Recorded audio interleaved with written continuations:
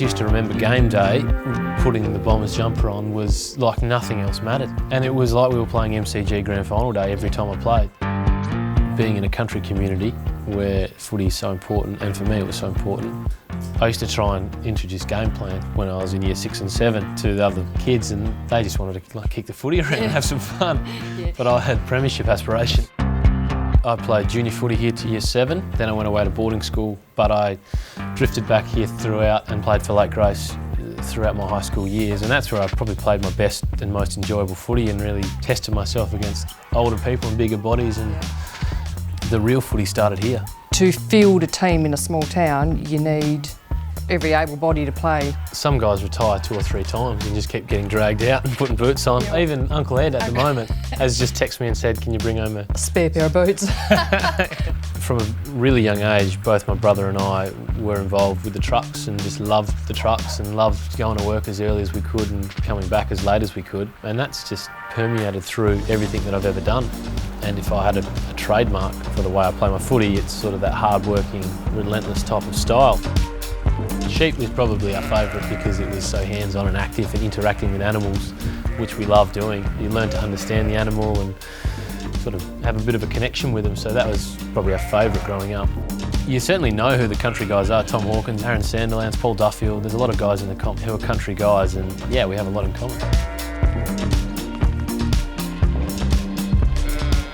There is this perception that anyone from outside of metropolitan Australia is a country hick, but it's certainly not like that. A lot of people who walk around in these beautiful garments, it would do them good to know where it's come from.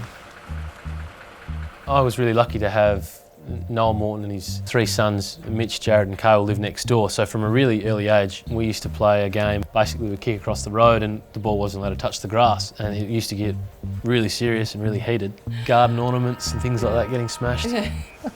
We were playing Melbourne at the MCG, and Cale Morton was playing with Melbourne at the time, lined up alongside of me, and he just nudged me and said, who would have thought?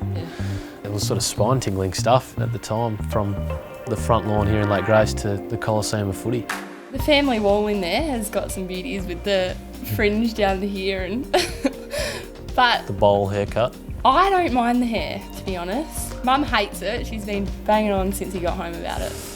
But he looked like those sheep that we loaded today, actually. Everyone says, you must be proud of your son. I've got 3 kids. He does okay, right? He does okay. He's up there, he kicks a bag of wind around a paddock, he does all right. My other boy, he does okay. He's out here working. My baby, she does okay.